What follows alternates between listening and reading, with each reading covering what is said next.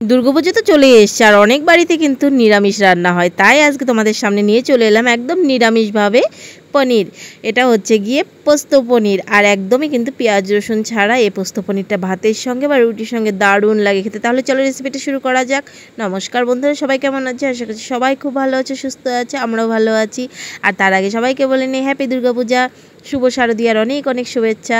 আর এখানে দেখো আমি পনিরটাকে আজকে আমুলের পনিরটা নিয়ে এসেছি। প্রথম আনলাম এটা, আমি এমনিতেই যেটা খোলা পনির ভালোই পাওয়া যায় সেটাই আনি, তো আজকে এটা প্রথম আনলাম। কিন্তু পনিরটা মানে অতটা ছিল না, মানে একটু গুঁড়ো গুঁড়ো হয়ে গেছে ভাজতে গিয়ে। যাই হোক, এটাকে একটুখানি চোখো চোখো করে কেটে নেবো, একটু অন্য আলাদা শেপ দিয়ে নেবো আর কি, যাতে দেখতে সুন্দর লাগে। যাই হোক, মনে হচ্ছিলো ওই পনিরটা আনলেই ভালো হতো, কিন্তু এই পনিরটা খেতেও খারাপ না যদিও বা, তো তবুও আর কি আমার কাছে ওইটাই মানে বেশি ভালো লাগছে। কারণ এটা দেখো কাটতে গিয়েও একটু মানে হচ্ছিলো, আর ভাজতে গিয়েও মানে হয়ে যাচ্ছিলো। যাই হোক, পনিরটা কাটা হয়ে গেছে। তারপর এখানে দেখো নিয়ে নিলাম মিক্সিং জারে এখানে পোস্ত দানা বেশ কিছুটাই নিয়েছি, দেখতেই পাচ্ছ। আর এখানে দিয়ে দেবো আমন বাদামটা আমি আগে থেকে ভিজিয়ে রেখেছিলাম, 6-7টার মতো আমন বাদাম দিয়ে, তারপর কিছুটা কাজু বাদাম দিয়ে দিলাম। বাস এখন এটাকে শুকনো খোলায় একদম ঘুরিয়ে নিলাম। তাহলে এইভাবে পেস্ট করে দেখো, পেস্টটা একদম স্মুথ পেস্ট হয়, যেহেতু পাটাতে না মিক্সিতে, সেই জন্য আর কি এইভাবে করলে ভালো হয়। তারপর দিয়ে দিলাম একটু জল, আর হচ্ছে গিয়ে কাঁচা লঙ্কা, ওইটাকে একদম জল দিয়ে সুন্দর পেস্ট করে নিচ্ছি। সুন্দর কিন্তু একটা সফট পেস্ট তৈরি হয়ে গেছে, একদম স্মুথ, মানে একটুকু দানা নেই। যাই হোক, এখানে তেল দিয়ে দিয়েছি, সর্ষের তেলে রান্নাটা করব। তেলটা গরম হওয়ার পর পনিরগুলোকে দিয়ে দিয়েছি, আর দেওয়ার পর এইখানে কিন্তু একটু হালকা ভেজে নেব। পনিরটাকে আমি কিন্তু নুন দিয়ে মাখিনি, তোমরা চাইলে নুন দিয়ে মেখে নিতে পারো, কারণ এটা যখন গ্রেভিতে যাবে তখন কিন্তু সমস্তটাই কিন্তু ঢুকে যাবে পনিরের ভিতরে। যাই হোক, এখানে দেখো পনিরগুলোকে হালকা হালকা ভাজা হয়ে গেছে। এই দেখো ভাজতে গিয়ে কিন্তু মানে কেমন যেন একটা হয়ে গেছে, ছাড়া ছাড়া ভাব, মানে ওই রকম একদমই ছেড়ে যায়নি, মানে একটু গুঁড়ো গুঁড়ো হয়েছে আর কি। যাই হোক, ওই তেলের মধ্যেই দিয়ে দেবো এখানে আমি ফোড়নে কালো জিরে দিয়ে দিলাম। তারপর এটার মধ্যে দিয়ে দেব 2টো কাঁচা লঙ্কা, আর এখানে দিয়ে দেব যে পেস্টটা করে রেখেছিলাম পোস্ত, আমন্ড বাদাম আর কাজু, সেটার পেস্টটা আমি দিয়ে দিলাম। তার সঙ্গে কাঁচা লঙ্কাও কিন্তু ছিল, তো দিয়ে দিলাম।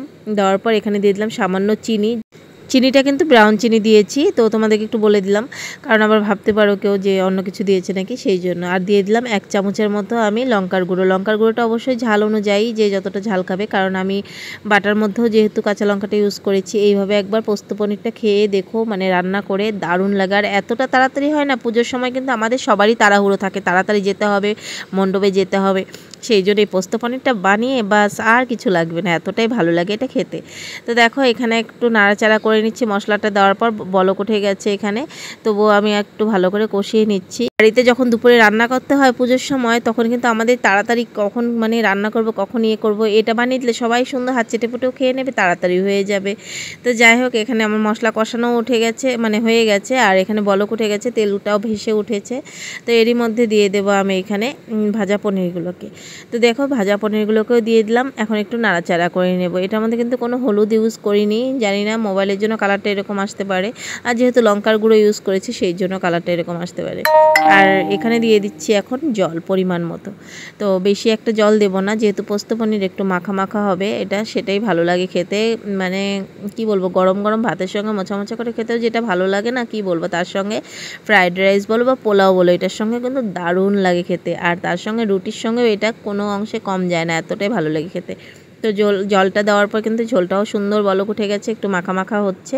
তারই মধ্যে দিয়ে দেব কয়েকটা কাঁচা লঙ্কা, মানে হচ্ছে কি আমি পাকাটা দিচ্ছি, দেখতে সুন্দর লাগবে সেই জন্য আর কি, কাঁচা লঙ্কারই পাকা লঙ্কা আর কি। তারপর দিয়ে দিলাম এখানে সর্ষের তেল 1 চামচের মতো, কাঁচা সর্ষের তেল।